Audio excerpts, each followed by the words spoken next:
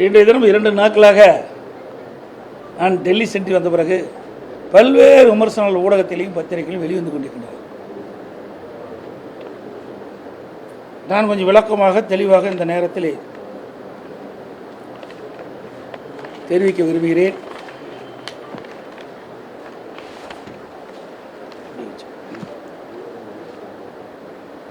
திரு ஸ்டாலின் அவர்கள் அடிக்கடி என்னை பற்றி விமர்சனம் செய்து கொண்டிருக்கின்றார்.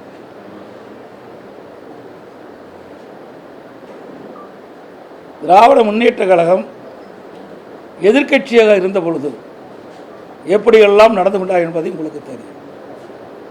ஆளுங்கட்சியாக திராவிட முன்னேற்ற கழகம் ஆட்சிக்கு வந்த பிறகு யாரை விமர்சனம் செய்தார்களோ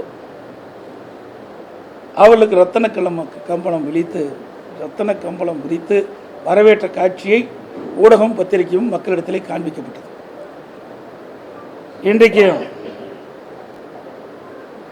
கேலோ இந்திய விளையாட்டு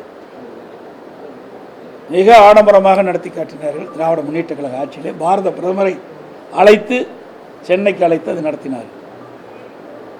செஸ் ஒலிம்பியட் விளையாட்டு அதையும் நேரடியாக தமிழ்நாட்டுக்கு பாரத பிரதமரை வரவழைத்து அந்த நிகழ்ச்சியை பிரம்மாண்டமாக நடத்தி காட்டியவர் இன்றைய முதலமைச்சர் ஸ்டாலின் அவர். அதோடு கலைவாணர் அரங்கில் ஆடல் பாடல் நிகழ்ச்சியோடு பல்வேறு திட்டங்களுக்கு அடிக்கல் நாட்டு விழா நடத்தி காட்டியவர் இன்றைய முதலமைச்சர் ஸ்டாலின். ஆக ஆளுங்கட்சியாக இருக்கின்ற பொழுது ஒரு நிலைப்பாடு, எதிர்க்கட்சியாக இருக்கின்றது ஒரு நிலைப்பாடு.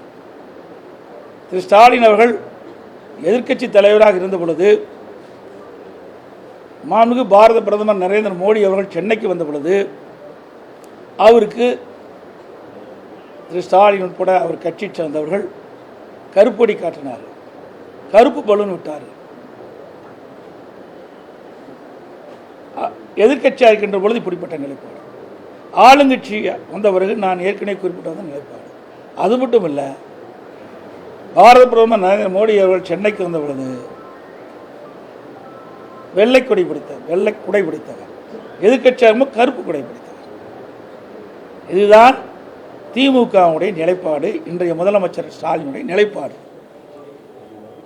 அதே போல அண்மையில் காங்கிரஸ் மாநாடு நெல்லையில் நடைபெற்றது. அந்த மாநாட்டில் திராவிட முன்னேற்ற கழக கட்சியிலே கூட்டணியில் அங்கம் வைக்கின்றது திராவிட முன்னேற்ற கழகம். திராவிட முன்னேற்ற கழக கூட்டணியில் அங்கம் வைக்கின்றது காங்கிரஸ் கட்சி. அதனுடைய காங்கிரஸ் கட்சியுடைய பொதுச் செயலாளர் மரியாதைக்குரிய கிரிஸ் சோடங்கர் அவர் பேசுகிறாரு, அடுத்த ஆண்டு நடைபெற்ற சட்டமன்ற பொதுத் தேர்தலில் 117 இடங்களில் காங்கிரஸ் போட்டியிடுகின்ற சூழ்நிலை ஏற்படும் என்று ஒரு கருத்தை சொல்லியிருக்கின்றார். அதாவது தமிழ்நாட்டில் அவர் சொன்ன கருத்து, அதாவது பத்திரிகையில் வந்திருக்குது.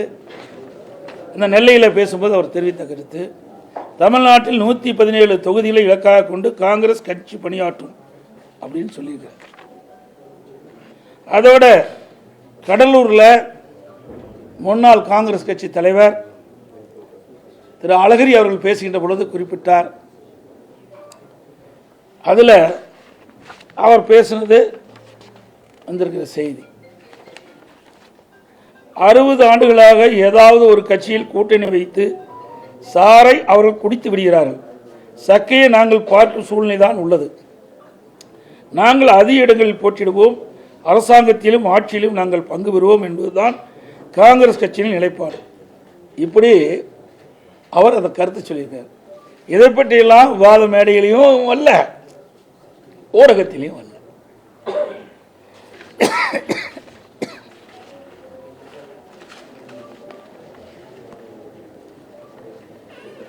நான் உள்துறை அமைச்சரை சந்திக்கிறேன் என்று எல்லா ஊடக நண்பர்களுக்கும் தெரிவித்துட்டேன், பத்திரிகையிலும் தெரிவித்துட்டேன். அதையும் நீங்கள் வெளிப்படுத்தினீங்க. 16ஆம் தேதி இரவு மாண்புமிகு உள்துறை அமைச்சர் அமித்ஷா அவர்களை சந்திப்பதாக நான் சொன்ன செய்தி எல்லாம் வெளியிடப்பட்டது. அதன் அடிப்படையில் இரவு அவரை நான் சந்திக்க சென்றேன். என்னோடு கட்சியுடைய மூத்த தலைமை கழக நிர்வாகிகள், எங்களுடைய மாநில உறுப்பினர்கள் எல்லாம் சென்று அவர்களை சந்தித்து விட்டு வந்தேன். கால நேரம் அதிகமான காரணத்தினால அப்பொழுது எங்கோடு இருந்தவர்கள் எல்லாம் 10 மணிக்கு நீங்கள் செல்லுங்கள், நான் பேசிவிட்டு வருகிறேன் என்று சொன்ன பிறகு அவர்களெல்லாம் சென்றார்கள். நான் காலையில் மரியாதைக்குரிய மாண்புமிகு இந்திய நாட்டுடைய குடியரசு துணை தலைவர் அவர்களை நேரடியாக ஒரு இல்லத்தில் சந்தித்து அவருக்கு வாழ்த்து கூறினோம். நானும் என்னோடு எங்களுடைய கட்சி மூத்த நிர்வாகிகள், மாநில உறுப்பினர்களெல்லாம் சென்று அவர்களுக்கு வாழ்த்து தெரிவித்தோம். அப்பொழுதும் நான் அரசாங்க காரில் தான் பயணம் செய்தேன். இதையெல்லாம் திட்டமிட்டு பத்திரிகைகள், ஊடகத்தில் செய்தி வெளியிடுவீர்கள் என்று நன்றாக தெரிந்துதான் தமிழ்நாடு இல்லத்தில் இருந்து அரசாங்கத்துக்கு சொந்தமான காரில் தான் நான் துணை ஜனாதிபதியை சந்தித்து பேசினேன். பிறகு மரியாதைக்குரிய உள்துறை அமைச்சர்கள் இடைவெளியை சந்திக்கின்ற பொழுதும் நானும் என்னுடைய மூத்த கட்சி நிர்வாகிகளும் என்னுடைய காரிலே, அரசாங்க காரில் தான் நேரடியாக உள்துறை அமைச்சர் வீட்டுக்கு சென்று அவரை சந்தித்தேன். பிறகு சந்தித்து விட்டு அவர்கள் வெளியிலே சென்று விட்டார்கள். பிறகு நான் ஒரு 10-20 நிமிடம் அவர்களிடையே பேசிவிட்டு பிறகு அவர்கள் பல்வேறு பணி இருந்த காலத்தில் உள்துறை அமைச்சர் அந்த பணியை மேற்கொண்டு விட்டார். நான் வீட்டிலிருந்து வெளியில் ஒரு காரில் என் முகத்தை துடைக்கிறேன். அப்பொழுது அதை எடுத்து அரசியல் பட்டியலில் வெக்கமாகவும் வேதனையாகவும் இருக்கு. தமிழ்நாட்டுடைய ஊடகம் பத்திரிகையும் இந்திய நாட்டுக்கு ஒரு முன்னுதாரணமாக விளங்கக்கூடிய பத்திரிகை ஊடகமும் இப்படி தரம் தாழ்ந்து இதை வெளியிடுவது எந்த விதத்தில் சரியாக இருக்கு? சிந்தித்து பாருங்கள். ஆக இதையெல்லாம் உங்களுக்கு பரபரப்பான செய்தி கிடைக்கவில்லை என்ற அடிப்படையில் இந்த செய்தி வெளியிடுவது எப்படி ஏற்புடையும்? சிந்திங்க. முகத்தை துடைக்கிறேன், இதில் என்ன அரசியல் இருக்கின்றது? நான் வீட்டுக்கு செல்கின்ற பொழுது, மாண்புமிகு உள்துறை அமைச்சர் வீட்டுக்கு செல்கின்ற பொழுது அரசாங்கத்துக்காக தான் சென்று எல்லா ஊடகத்திலையும் பத்திரிகையும் செய்தி வந்தது. வெளியிலே வருகின்ற பொழுது எனது முகத்தை துடைக்கின்ற பொழுது ஒரு வீடியோ எடுத்து ஒரு சில ஊடகங்கள் வேண்டுமென்ற திட்டமிட்டு ஊடகத்தில் எடுத்து பத்திரிகையிலையும் ஊடகத்திலும் வெளியிடுவது எந்த விதத்தில் சரியாக இருக்கும்? சிந்திச்சு பாருங்க. இது உண்மையிலே வருத்தத்துக்குரியது. ஊடகத்துக்கும் பத்திரிகைகளுக்கும் என்று ஒரு நடுநிலையோடு செயல்படுது. ஒரு தலைவரை வேண்டுமென்ற ஒரு கட்சியுடைய பொதுச் செயலாளரை திட்டமிட்டு இதை அவதூறாக செய்தி வெளியிடுவது சரியில்லை என்பதை மட்டும் நீங்கள் உணர வேண்டும். இன்றைக்கு பத்திரிகையும் ஊடகமும் நாட்டு மக்களுக்கு செய்தியை கொண்டு போய் சேர்க்கக்கூடியவர்கள். இன்னும் சொல்ல போனால், நான் சொல்லக்கூடாது, வருத்தத்தோடு சொல்கிறேன், இனிமேல் ரெஸ்ட் ரூம் போனால் கூட உங்களுக்கு சொல்லிட்டு தான் போகணும். அப்படிப்பட்ட நிலைமைக்கு இன்றைக்கி அரசியல் போய்விட்டது. இனிமேல் நான் பொதுச் செயலாளர் ரெஸ்ட் ரூமுக்கு போனால் பத்திரிகையில் உடனே இந்த ரெஸ்ட் ரூமுக்கு போகிறேன்னு சொல்லிட்டு போக வேண்டிய நிலைமைக்கு இன்றைக்கு ஒரு சூழ்நிலை ஏற்பட்டுவிடும். அச்சத்தின் அடிப்படையில் சொல்கிறேன். இதில் என்ன இருக்குது? இது ஏன் இவ்வளோ பெருசு பண்ணி இதை முதலமைச்சர் இதில் பேசுகிறார், எங்கள் கூட்டத்தில் பேசுகிறார், கரூர் கூட்டத்தில் பேசுகிறார். எடப்பாடி பழனிசாமி முகத்தை மறைத்து கொண்டு வெளியிலே செல்வதற்கு என்ன காரணம்? நான் தான் பகிரங்கமாக உள்ள போனேன்ல. செய்தியை வெளியிட்டு விட்டு மாண்புமிகு உள்துறை அமைச்சரை இந்த நேரத்தில் இந்த தேதியில் போய் பார்க்கிறேன் என்று செய்தி வெளியிட்டு எல்லா ஊடகத்திலையும் அந்த காட்சி வந்தது. நான் காரில் போகிற காட்சி வந்தது. சொல்லிட்டு தானே போனேன். ஒரு முதலமைச்சர் எதை பேசுவது என்று தெரியாமல் பேசிக்கிட்ட முதலமைச்சர். அதனால தான் பொம்மை முதலமைச்சர் சொல்லிட்டு இருக்கிறேன். எதை பேசணும், எதையும் பேச முடியாது, சரக்கு இல்லை. எங்கள் மீது எந்த குற்றச்சாட்டும் சொல்வதற்கு அவரிடத்தில் எந்த ஒரு ஆதாரமும் இல்லை. நாங்கள் அப்படி நடக்கவும் இல்லை. எங்களுடைய ஆட்சியில் சிறப்பான ஆட்சி கொடுத்தார். அதனால் அந்த ஆட்சியில் எந்த குற்றம் குறையும் கண்டுபிடிக்க முடியல.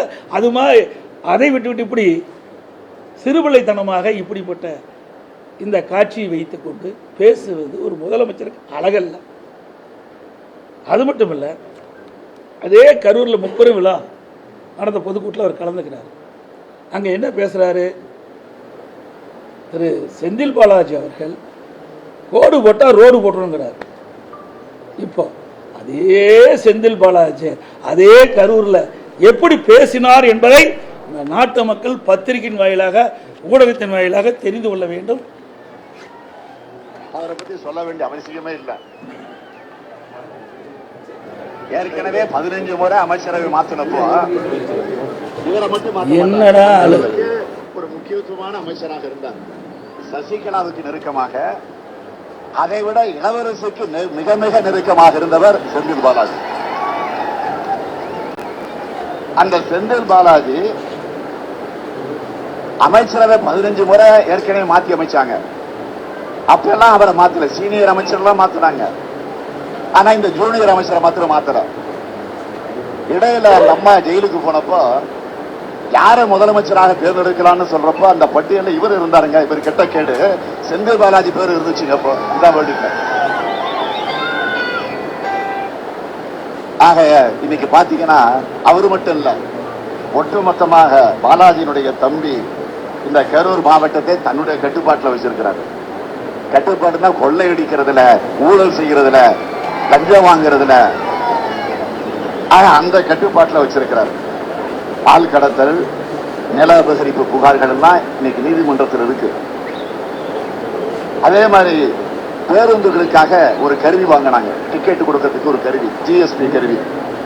அந்த கருவியில ஊழல் நடந்திருக்குன்னு சட்டமன்றத்தில் நான் தான் ஆதாரத்துடன் எடுத்து பேசினேன். இது வரைக்கும் முறையான மறுப்பு கிடையாது. அது மட்டும் இல்ல, பொறியியல் படிச்சுக்கிட்டு இருந்த ஒரு இளைஞன் கோகுல் என்பவரை கடத்தி அவனை கொலை மிரட்டல் செஞ்சு அவனுடைய சொத்துக்களை எல்லாம் பறிமுதல் செஞ்சு அவன் அதற்கு பிறகு அந்த குடும்பத்தை சார்ந்தவர்கள் நீதிமன்றத்துக்கு போய் அந்த பிரச்சனை இப்ப நீதிமன்றத்தில் இருக்கு. இப்ப எங்க இருக்காருன்னு தெரியல. அந்த கோகுல் தலைமறைவாகி எங்க இருக்கிறார் என்று தெரிய முடியாத நிலையில இன்றைக்கு இருந்து கொண்டிருக்கு. அது மட்டுமா, அது மாதிரி நிறைய இருக்குது. இப்படிப்பட்டவரை யார் சொன்னது? இன்றைய முதலமைச்சர் அன்றைய தினம் திரு செந்தில் பாலாஜி அவர்கள் அவர் அமைச்சராக இருந்த பொழுது, அவர் எதிர்கட்சியில் திராவிட முன்னேற்ற கழக தலைவர் திரு ஸ்டாலின் இருந்த பொழுது சொன்ன கருத்து. இப்போ அதுக்குள்ளேயே புனிதமாயிட்டாரா? இப்போ எத்தனை வழக்கு அவர் மீது, எவ்வளவு பிரச்சனை? அவரே ஊழல்வாதின்னு சொன்ன பிறகு அந்த ஊழல்வாதிக்கு இவர் எப்படி அமைச்சர் கொடுத்தாரு? நாம சொல்லல, திரு ஸ்டாலின் அவர்கள் சொன்ன கருத்து. நீங்க எல்லா பத்திரிகைகள் வந்து ஊடகத்தில் வந்திருக்கு, நினைவூட்டத்தான் இதை நான் கொண்டாடுறேன். ஒரு முதலமைச்சர் அவரே எதிர்கட்சியில் இருக்கும்போது ஊழல்வாதி என்று சொன்னவரை இவர் எப்படி அமைச்சரவையில் அமைச்சராக கொடுத்து சிறந்த இலாக்கா கொடுத்துருக்கார், பெரிய இலாக்கா கொடுத்தார். மின்சாரத்துறை கொடுத்தார், ஆயத்துறை கொடுத்தார். ஏன் அந்த கட்சியில் வேற ஆளே இல்லையா? மூத்த தலைவர்களே இல்லையா? கொடுப்பதை கொடுத்து பெறுவதை பெற்றார் திரு செந்தில் பாலாஜி. அது மட்டுமல்ல, இப்படிப்பட்டவர்களையும் எங்களை விமர்சனம் பண்ணுவதற்கு எந்த தகுதியும் கிடையாது, அருகதையும் கிடையாது. ரகுபதி சொல்றார், விசுவாசம் பற்றி சொல்றார். விசுவாசம் என்றால் என்ன விலை என்று கேட்கின்ற ரகுபதி அவர்களே, நீங்க எந்த இடத்துல இருந்து பேசுறீங்க? பொன்மனச்செம்மல் புரட்சி தலைவர் எம்ஜிஆர் அண்ணா திமுகவை தோற்றுவித்த பொழுது தீய சக்தி திமுகவை விரட்ட வேண்டும் என்று தான் இந்த கட்சியை துவக்கினார். அதன் அடிப்படையில் தான் அனைத்து இந்திய அண்ணா திராவிட முன்னேற்ற கழகத்தில் வேட்பாளராக போட்டியிட்டு அனைத்து இந்திய அண்ணா திராவிட முன்னேற்ற கழகத்தில் தொண்டர் ரத்தத்தை வியர்வையாக சிந்தி உங்களை எம்எல்ஏ ஆக்கினாங்க. பிறகு மாண்புமிகு புரட்சி தலைவி அம்மாள் உங்களை அமைச்சராக்கி இந்த நாட்டிற்கு அடையாளம் காட்டப்பட்டார். உங்களை அமைச்சராக்கி அடையாளம் காட்டப்பட்ட காரணத்தினால்தான் திமுகவில் நீங்கள் போய் சேருவதற்கு இடம் கிடைத்தது. அதை அந்த நன்றியை மறந்து எங்கள் அனைத்து இந்திய அண்ணா திராவிட முன்னேற்ற கழகத்தை விமர்சனத்துக்கு எந்த அருகதையும் ரகுபதிக்கு கிடையாது.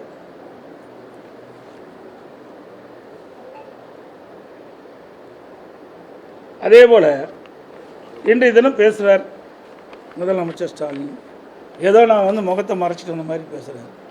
முகத்தை மறைக்க வேண்டிய அவசியம் எனக்கு எல்முனை அளவும் இல்லை. முகத்தை துடைத்தே நீங்கள் பத்திரிகையில் அதை சரியான முறையில் எடுத்து காண்பிக்கிற விதமாக காண்பித்து விட்டீர்கள். அது ஒரு விருப்பான செய்தியை உங்கள் பத்திரிகை வேண்டும் என்று எடுத்ததாக தான் நான் பார்க்கின்றேன். இதே ஸ்டாலின் அவர்கள் நான் பெரும்பான்மையை நிரூபிக்கின்ற பொழுது சட்டை கிழித்து கொண்டு வெளியிலே வந்து ஆர்ப்பாட்டம் நடத்தினார். உங்களுக்கு நன்றாக தெரியும். யார் சட்டை கிழித்து கொண்டு வருவார்கள்? மனநலை பாதிக்கப்பட்டவர்கள் தான் சட்டை கிழிச்சிட்டு வருவார்கள். அப்படிப்பட்ட நிலையில் வந்தவர் என்னை பற்றி பேசுவதற்கு எந்த வித தார்மீகமும் கிடையாது. அதோட பத்திரிகையாளர்களை ஊடக நண்பரையும் நான் கேட்டுக்கொள்வேன். இதெல்லாம் அதிமுகவில் நான் இரும்புனா விவாதம் மேடை, தும்புனா விவாதம் மேடை, அது ஒரு ஆக்கியப்பட்டு வச்சு பேசிகிட்டு இருக்கிறீங்க. ஆளுங்கட்சியாக இருக்க போல முதலமைச்சா இருக்க போது தான் பேசுகிறீங்க. எனக்கு எதிர்கட்சியாக இருக்க சும்மா 8 ஆண்டு காலம் என்னை பற்றியே இந்த ஊடகத்திலையும் பத்திரிகைகளும் நீங்கள் விவாத மேடையில் வச்சும் பத்திரிகைகளையும் ஒளிபரப்புகளையும் பண்ணிட்டு இருக்கிறீங்க. அதுக்கு நான் நன்றி தெரிவிச்சுக்கிறேன். ஏன்னா எல்லாத்துக்கும் என்னை அடையாளம் காட்டிட்டீங்க, பரவாயில்ல, நன்றி. ஆனால் எவ்வளவு பெரிய பிரச்சனை நடந்திருக்கு, கிட்னி முறைகேடு நடந்திருக்கு. வறுமையை மையமாக வைத்து வறுமையை மையமாக வைத்து கிட்னியை முறைகேடாக திருடப்பட்டதாக செய்திகள் வெளிவந்து பத்திரிகை ஊடகத்தில் வெளிவந்து இந்த அரசாங்கமே அது ஒரு குழு அமைத்து அதை சோதனை நடத்தி நடந்தது உண்மை என்று வெளியிட்டிருக்காங்க. அது யார் நடந்தது? திமுக சட்டமன்ற உறுப்பினருடைய மருத்துவமனையில் நடந்ததாகத்தான் இந்த பத்திரிகையிலையும் ஊடகத்திலையும் வந்திருக்குது. அதில் அந்த உறுப்பு மாற்று அறுவை சிகிச்சை செய்கிறத அனுமதி மட்டும் ரத்து பண்ணியிருக்காங்க. அதற்கு மேல் முறைகேடு நடந்ததற்கு எந்த நடவடிக்கை எடுக்கப்படவில்லை. ஆளுங்கட்சியை சேர்ந்த சட்டமன்ற உறுப்பினர் மருத்துவமனை என்ற ஒரே காலத்திற்காக திராவிட முன்னேற்ற கழக அரசு, ஸ்டாலின் மாநில அரசு அந்த நிறுவனத்தின் மீது, அந்த மருத்துவமனை எந்தவித நடவடிக்கை எடுக்கவில்லை. அவர்கள் மீது நடவடிக்கை எடுக்கவில்லை. இது எவ்வளவு பெரிய மோசடி! அதே போல நாமக்கல் மாவட்டம் பள்ளிப்பாளையத்தில் பத்திரிகையில் ஊடகத்தில் வந்த செய்தி, ஒரு பெண்மணி தன் வறுமையின் காரணமாக தன்னுடைய கெட்டிய சில பேர் ஆசை காட்டி பணத்தை ஆசை காட்டி அப்படி வறுமை மையமாக வைத்து அவர்கள் அதை கிட்னியை எடுக்க முயற்சிக்கின்ற பொழுது கிட்னிக்கு பதிலாக கல்லீரல் எடுத்திருக்கிறார். அதையும் அந்த பெண்மணி ஊடகத்தின் வாயிலாக பத்திரிகை வெளிப்படுத்தினாங்க. ஏதோதுக்கோ வழக்கு போடுகின்ற இந்த அரசாங்கம் இது ஏன் வழக்கு பதிவு செய்து உரிய நடவடிக்கை எடுக்கல? இது எவ்வளவு பெரிய நாட்டிற்கு ஒரு கேடு! இதெல்லாம் சாதாரண விஷயமாக எடுத்துக்கொள்ள முடியாது.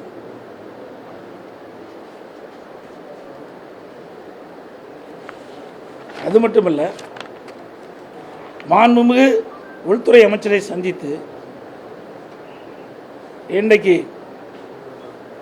தேசத்திற்காக பாடுபட்டவர், தேசத்துக்காக உழைத்தவர், அப்படிப்பட்ட அவர்களுக்கு மரியாதை செலுத்த வேண்டும் என்ற அடிப்படையில் பாரத ரத்னா விருது வழங்க வேண்டும் என்று நானும் என்னுடைய மூத்த கட்சி நிர்வாகிகளும் மாநில உறுப்பினர் ஒன்றாக சேர்ந்து உள்துறை அமைச்சரிடம் கடிதம் கொடுத்திருக்கிறோம். அதற்காக நாங்கள் முன்னுரிமை கொடுத்தோம். அதோட இந்த அடிக்கடி பத்திரிகையில் ஊடகத்தில் வர செய்து தயவுசெய்து அதை தவிர்க்க வேண்டும். ஏன்னா பல முறை சொல்லிட்டேன். ஆனால் தொடர்ந்து அதையே நீங்கள் அரைச்சிட்டு ஐடிசி ஹோட்டலில் அனைத்து இந்திய அண்ணா திராவிட முன்னேற்ற கழகம் பாரதிய ஜனதா கூட்டணி அமைச்ச பிறகு மாண்பு உள்துறை அமைச்சர் தெளிவுபடுத்தினார். அனைத்து இந்திய அண்ணா திராவிட முன்னேற்ற கழகத்தில் உள்கட்சி விவகாரத்தில் நான் தலையிட மாட்டேன். எல்லா பத்திரிகையிலும் ஊடகத்திலும் வந்திருக்குது, என்கிட்ட ஆதாரமும் இருக்குது. அப்படி பேசிய பிறகு மீண்டும் மீண்டும் இவர் அழைச்சி பேசுகிறாரு, அவர் அழைச்சி பேசுகிறாரு. இதையெல்லாம் தயவு செய்து விட்டுவிடும். நானும் தெளிவுபடுத்தி விட்டேன். அப்படி எந்த பேச்சுவார்த்தையும் நான் நடத்தவில்லை அவரோடு. அவரும் எங்களோட உள்கட்சி விவகாரத்தை தலையிடவில்லை. இதுக்கு முற்றுப்புள்ளி வைத்து விட்டேன். மீண்டும் யாரும் தயவு செய்து அருள் கூர்ந்து பத்திரிகையாளர் ஊடக நண்பர்களும் இந்த செய்தியை வெளியிட வேண்டாம் என்று அன்போடு கேட்டேன். அவர்களும் சொல்லிவிட்டார், நானும் சொல்லிவிட்டேன். இதோடு முடிந்து விட்டது. இதை அரைத்தமாவை தொடர்ந்து உங்களுக்கு விருப்பமான செய்தி கிடைப்பதற்கு நாங்கள் எங்களை பயன்படுத்த வேண்டாம் என்று அன்போடு இந்த நேரத்தில் கேட்டேன். அதோடு மாண்பு உள்துறை அமைச்சர்களை சந்தித்து பேசுகின்ற பொழுது நான் எழுச்சி பயணத்தை மேற்கொண்டிருந்தேன். இந்த எழுச்சி பயணம் மிகச்சிறப்பாக இருக்குது, பாராட்டினார். ஏன்னா அவர் ஊடகத்தை பார்த்துட்டு இருக்காரு. அதை பார்த்து சிறப்பாக இருக்குது, எத்தனை தொகுதிக்கு போனீங்க, எப்படிலாம் இருக்குது, மக்களுடைய உணர்வு என்பதையெல்லாம் எங்களுடைய பேச்சுவார்த்தையில் நாங்கள் பேசணும் என்பதையும் இந்த நேரத்தில் தெரிவித்துக் கொள்கின்றேன்.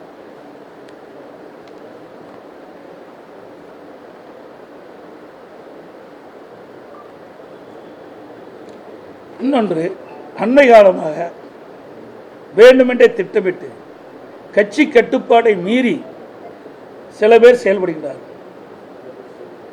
மாண்பு அம்மா காலத்திலும் சரி, அம்மா மறைவுக்கு பிறகும் சரி, யாரும் கட்சி கட்டுப்பாட்டை மீறினால் தலைமை அவர்கள் மீது ஒழுங்கு நடவடிக்கை எடுக்கப்படும். அதன் பேரில் தான் நாங்கள் சில நடவடிக்கையை நாங்கள் எடுத்திருக்கிறோம். எதையும் இந்த பத்திரிகையிலே சொல்லிடுறேன். ஏன்னா அதுக்கு ஒரு காது மூக்கு கண்ணு வச்சு பத்திரிக்கை வெளியிடுறீங்க. தயவு செய்து நான் தெளிவுபடுத்தி விட்டேன். அதே போல் திரு டிடி அவர்கள் என்னை பற்றி சில கருத்து தெரிவிச்சிருக்கார். மாண்புமிகு உள்துறை அமைச்சர் அவர்கள் ஐடிசி ஹோட்டலில் தெளிவாக சொல்லிட்டார், உட்கட்சி விவகாரத்தில் நான் தலையிட மாட்டேன்னு சொல்லிட்டார். அதிமுக என்டிஏ கூட்டணி அமைக்கப்பட்டது சொல்லிட்டார். அதுக்கு பிறகு ஒரு வாரம் கழித்து இந்த பத்திரிகையாளர் சந்திப்பை திரு டிடி அவர்கள் சந்தித்து பேசுகின்ற பொழுது, நாங்கள் அதிமுக கூட்டணி இல்லை, ஆனால் என்டிஏ கூட்டணியில் இருக்கிறோம், ஆனால் என்டிஏ எடுக்கின்ற முடிவுக்கு நாங்கள் தொடர்ந்து செல்வோம் என்று சொன்னார். என்டிஏ எடுக்கின்ற அந்த கூட்டணியில் தான் திரு டிடி அவர்கள் இடம்பெற்றிருக்காரு.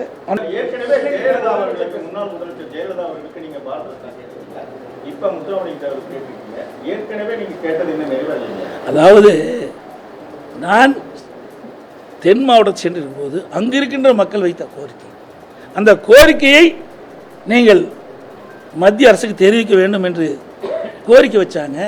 அந்த கோரிக்கையின் அடிப்படையில் நான் மத்திய அமைச்சர் அவர்களை சந்தித்து இந்த மரியாதைக்குரிய போற்றுதற்குரிய ஐயா பசுமன் முத்துராமலிங்க தேவனுடைய அவருக்கு இந்திய நாட்டின் உயர்ந்த விருதான பாரத ரத்னை வழங்க வேண்டும் என்று கோரிக்கை கடிதம் கொடுத்திருக்கிறேன். நீட் தேர்வு குறித்து இப்ப நிறைவேற்ற முடியாத சூழல் இருக்குன்னு கிருஷ்ணகிரியில் பேசும்போது முதலமைச்சர் அவரே ஒப்புக்கொண்டாரு. அதை எப்படி பாக்குறீங்க? நீட் தேர்வு நிறைவேற்ற முடியாதுன்னு நிறைவேற்றுவோம் அப்படின்னு சொன்னாரு, நீட் தேர்வை ரத்து பண்ணணும்னு சொன்னாரு, அதை ரத்து செய்ய முடியாத நிலை இருக்கு அப்படின்னு அவரே சொல்லியிருக்காரு. எப்படி பாக்குறீங்க? இது ஏமாற்று வேலை என்றது நாட்டு மக்கள் புரிஞ்சுக்கிட்டாங்க.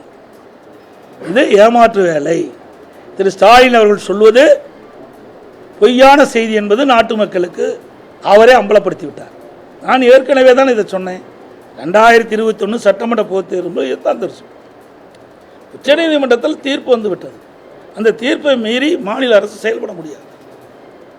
அதனால தான் நாங்கள் நீட் தேர்வை அமல்படுத்த முடியல. ஆனால் நீட்டுக்கு விதிவிலக்கு அளிக்க வேண்டும் என்று தொடர்ந்து மத்திய அரசை வலியுறுத்தி வந்தோம். அதே தான் திராவிட முன்னேற்ற கழகத்தை சேர்ந்தவர்கள் திட்டமிட்டு உச்சநீதிமன்ற தீர்ப்பை அவர்கள் நடைமுறைப்படுத்தி ஆக வேண்டும். அது மீறி செயல்படுத்த முடியாது, முழுமையாக அவருக்கு தெரியும். ஆனால் அந்த நேரத்தில் இளைஞர்களையும் பெற்றோர்களையும் பொதுமக்களையும் கவர்ச்சிகரமாக பேசி ஒரு பொய்யான அறிவிப்பை வெளியிட்டு அவருடைய வாக்குகளை பெற்று ஆட்சிக்கு வந்த பிறகு 4 ஆண்டு காலமாக நாங்கள் நீட் தேர்வை ரத்து செய்வோம் என்று அந்த இளைஞர்களை ஏமாற்றி 25 உயிர்கள், விலை மதிக்க முடியாத உயிர்கள் இன்றைக்கு திராவிட முன்னேற்ற கழக தலைவருடைய அறிவிப்பால் இழந்திருக்கின்றோம். அது மட்டுமல்ல, இன்றைய துணை முதலமைச்சர் உதயநிதி ஸ்டாலின் அவர்கள் நீட் தேர்வை ரத்து செய்வதற்கு ரகசியம் இருப்பதாக பத்திரிகையிலும் ஊடகத்திலையும் செய்தியை வெளியிட்டார். பேசும்போது சொன்னார், எல்லாத்திலையும் வந்திருக்குது. இப்படியெல்லாம் நாட்டு மக்களை ஏமாற்றுகின்ற கட்சி திமுக கட்சி என்று மக்கள் அடையாளம் கண்டு கொண்டு விட்டார்.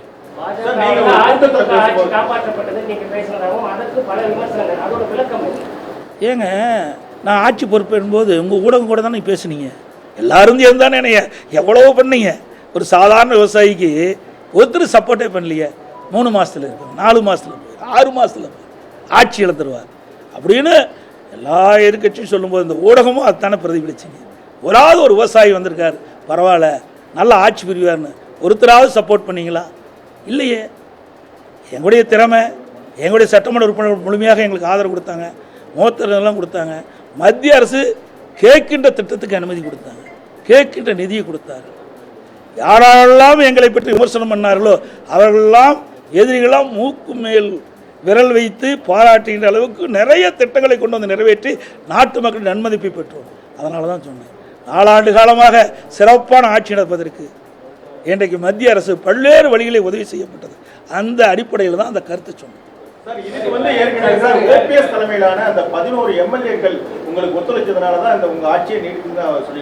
யாரு அப்புறம் 18 பேர் அதை கூட்டிட்டு போனார், அதை பற்றி கேட்கலையே. அதையும் கேட்கணும்ல, ஒருதலை பட்சம் நீ கேட்கக்கூடாது. இந்த ஆட்சி கவிழ்ப்பதற்கு 18 பேரை, இந்த பிள்ளை பிடிக்கிற கூட்டம் மாதிரி 18 பேரை அவருடைய வீக்னஸை பயன்படுத்தி நீங்கள் அழைச்சிக்கிட்டு போய் எங்கள் ஆட்சியை கமுக்கு நினச்சிங்களா? அதை நீங்கள் சொல்ல மாட்டேங்கிறீங்களே. அதாவதுங்க, அரசியல் என்பது அவ்வப்போது ஏற்படுகிற சூழ்நிலைக்கு ஏற்றவாறு தான் எல்லா கட்சியும் இருக்குது. இதே திராவிட முன்னேற்ற கழகம் என்ன சொன்னாங்க? எமர்ஜென்சி கொண்டு வருகின்ற பொழுது கடுமையாக விமர்சனம் பண்ணாங்க காங்கிரஸ் கட்சி. அதோட மிசா சட்டத்தில் நாங்கள்லாம் கைது செய்யப்பட்டோம். அதெல்லாம் யாருடைய காலம்? காங்கிரஸ் சொன்னது. அப்பொழுது கடுமையாக காங்கிரஸ் மத்தியில் ஆட்சி இருக்கும்போது மாநிலத்தில் ஆட்சி செய்த திமுக கடுமையாக பாதிக்கப்பட்டது.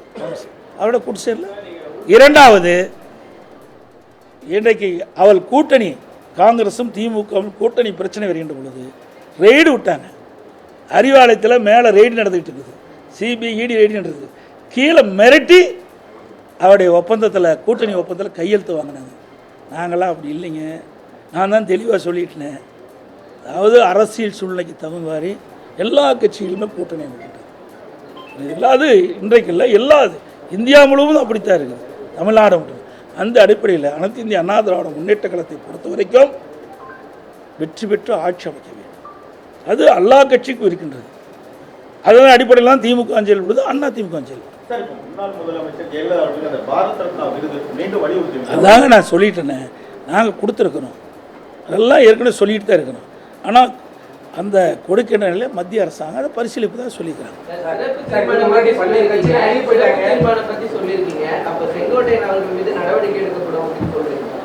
சார் இப்போ தான் எடுத்தாச்சுல்ல, அது தளவ முடியும், அதெல்லாம் உள்கட்சி வர, அதெல்லாம் பகிரங்கமாக பேச முடியாது.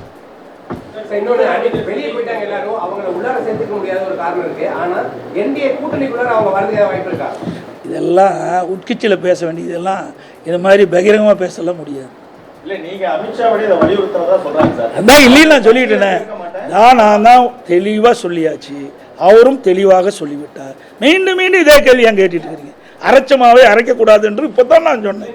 சொல்லி நாங்கள் தெளிவாக சொல்லி சார், நாங்கள் தான் நீங்கள் சந்திக்கிறது இதுதான் பேசணும். எப்படி உங்களுக்கு தெரியும்?